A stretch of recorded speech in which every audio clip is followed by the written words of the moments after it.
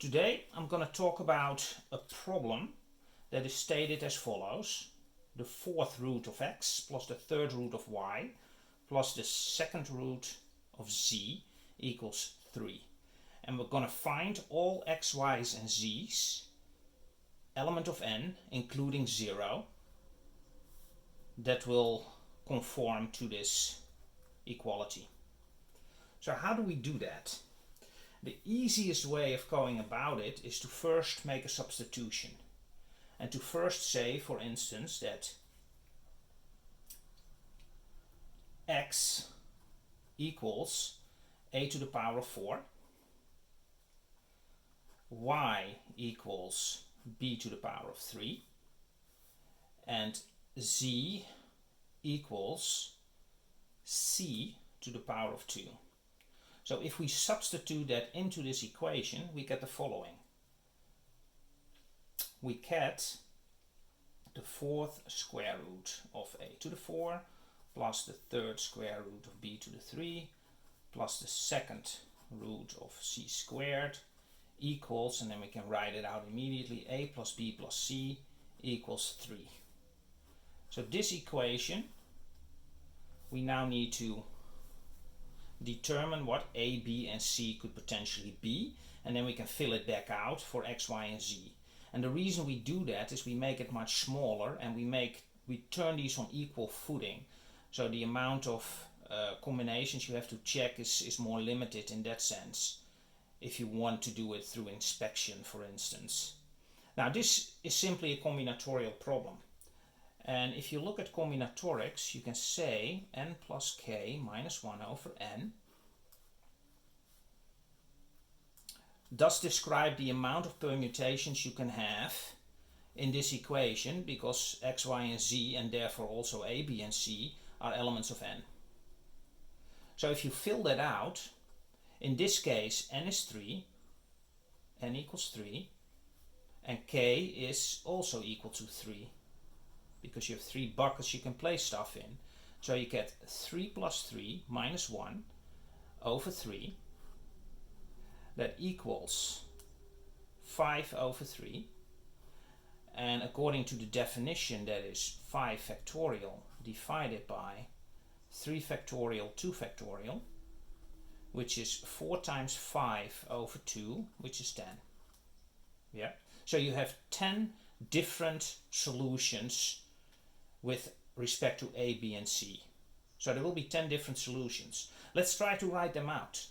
And I'm going to write them out in a special way. I'm going to write them out like such. I'm going to say 3, 0, 0 is one solution, meaning a is 3, b is 0, c is 0. So that's one solution. And then we can also place the 3 in the middle. That's the second solution, where b is 3 and a and c are 0. And then the last solution with double zeros is 0, 0, 3. So those are 3 solutions. Now we can have 1, 0. Let's start again at this location, 0. Now we have to have 1, 2 here, or 2, 1, because that adds up to 3. So b is 1, c is 2, or b is 2, c is 1. Now we can bring the 0 in the middle, and we do the same thing here. We say 0, 1, 2 there, or 2, 1 there. Or we can bring the 0 to the end, which is 1, 2 here, and 2, 1 here. Yeah, we already have 9 solutions now. So we are still looking for 1, and that's when everything is 1, right? So the 1, 1, 1 solution, where a is b is c is 1, is also a solution. So these are essentially all the solutions, and now we need to fill it back in to what x, y and z will be. So let's start with the first one. So let's start with the 3, 0, 0 solution. In this case, a is 3. So that means that x equals 3 to the power of 4 equals 81. And y equals 0 and z equals 0. So that's our first solution. Now the second solution is 0, 3, 0. There we get x equals 0, y equals 27. We have b to the 3 and b equals 3. So 3 to the 3 is 27. And z equals 0. Second solution, and then 0, 0, 3. x equals 0 because a equals 0, y equals 0 because b equals 0, and then c equals 3, c squared, so z equals 9 as a solution. Yeah, so we have the 3 solutions already with x, y, and z. Now it might get a little repetitive, but let's go to the next 2.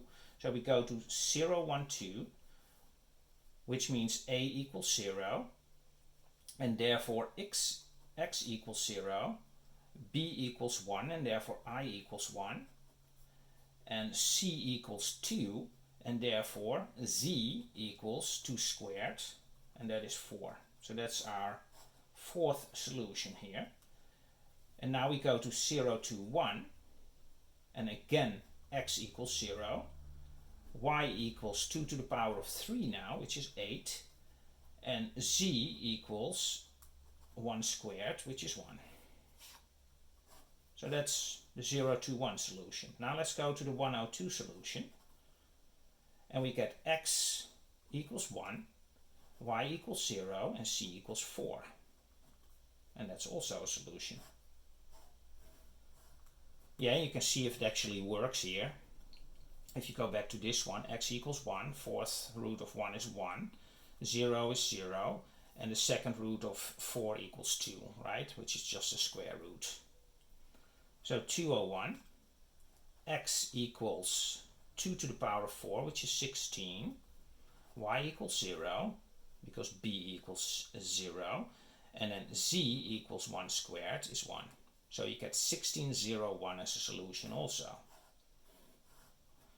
Now we go to the 120 solution. So x equals 1, y equals 8, 2 to the power of 3, and z equals 0. And that's also a solution. Now we go to 210. X equals 2 to the power of 4, which is 16. Y equals 1, and z equals 0. And then our last solution, where everything is 1, then obviously x equals 1 to the power of 4, which is 1, y equals 1, and z equals 1. And you can see that that also works if you fill it out in the original equation. The 4th power of 1 is 1. If we talk about n element of n, the 3rd power of 1 is 1, and the 2nd power, or the 2nd root of 1 is also 1. So this is also a solution. So now we have 10 solutions. 3 here, 6 here, which is 9, plus the 1 here, which is exactly, according to combinatorics, what we would expect. Yeah, and you can make the reason why we now went to this substitution is now quite clear, right? If you would not have done that, for instance, one of the solutions here is x equals 81. How do you check that? If you start in this formula, you have to say, okay, does 80, is there a 4th root of 80? No. 4th root of 81, yes, there is one, right? So this might be a solution. It takes way too much time because you have to go through really high numbers, 81, 27, 9, to get all the combinatorics right. If you do the substitution, you don't have that, right? The numbers are much lower, everything is on an equal playing field, and you have 10 combinations, and you can systematically go through them, and you know you have everything. Okay, I think this is a great place to stop. If you like this video, please subscribe, and please like, and I'll see you in the next.